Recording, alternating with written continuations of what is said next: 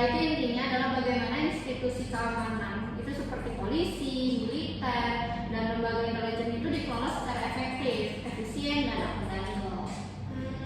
Tapi Vin, tata kelola itu kan bukan cuma soal struktur organisasi ya? Ada aspek kontraproduktif juga kan? Yap, betul. Jadi dalam SSG itu ada 3 prinsip utama. Yang pertama itu ada efektivitas. Jadi aparat itu harus mampu menjalankan tugas untuk melindungi masyarakat dengan baik. Lalu yang kedua itu ada efisiensi. Nah, ini sumber daya dan anggaran ini digunakan secara tepat dan tidak berlebihan atau tidak tepat sasaran. Lalu yang ketiga itu ada akuntabilitas dan transparansi. Dan ini adalah yang paling penting.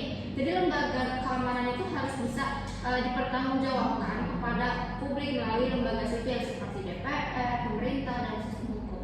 Oh, nah sebenarnya tuh ini nih yang sering jadi masalah. Banyak hal di sektor keamanan dianggap rahasia negara nih.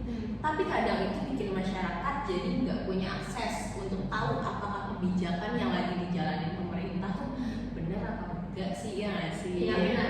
Jadi kerahasiaan itu memang penting untuk hal tertentu, tapi kalau berlebihan itu tuh bisa berbahaya teman-teman.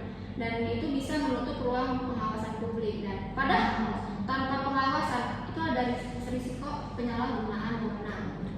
Jadi intinya tuh aparat itu harus bekerja untuk masyarakat ya, bukan sebaliknya. Ya betul banget tepat. Jadi dalam konsep SSG, institusi keamanan itu adalah pelayan publik, bukan penguasa. Dan mereka itu ada untuk melindungi warga, bukan untuk berdiri di atas warga. Tapi nih ya, menurut gue kadang realitanya tuh kayak masyarakat tuh juga merasa jauh dari isu ini. Kayak misalkan tuh kayak itu kan urusan pemerintah, misalnya masyarakat kayak merasa itu tuh urusan pemerintah, bukan urusan kita. Ya gimana caranya supaya kita tetap peduli tanpa harus jadi aktivis penuh waktu menurut kamu? Jadi kuncinya itu di awareness. Jadi kita sebagai warga negara itu punya hak untuk tahu bagaimana kebijakan keamanan itu dibuat dan dijalankan. Minimal lewat informasi publik kayak diskusi atau literasi politik.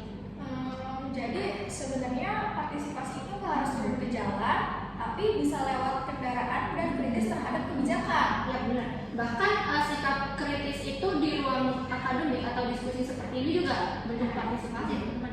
Oh gitu. Jadi ternyata isu keamanan itu dampaknya luas banget ya. Jadi bukan kayak cuma soal aparat, tapi juga sebagai kita anak warga negara. Betul. Gitu. Oke, dari diskusi ini kita bisa lihat bahwa tata sektor kelola keamanan itu justru bukan hal yang jauh dari kita, justru adalah bagian dari sistem itu sebagai warga negara. Betul. Jadi tanpa transparansi dan akuntabilitas, sistem keamanan itu bisa kehilangan arah. Sama ini juga sih, tanpa pengawasan publik, kekuasaan bisa berjalan tuh tanpa kontrol. Jadi intinya tuh kita harus tetap sadar dan kritis ya. Betul. Setuju. Oke, kita tutup diskusi hari ini. Terima kasih semuanya. Terima kasih. Jadi udah selesai nih.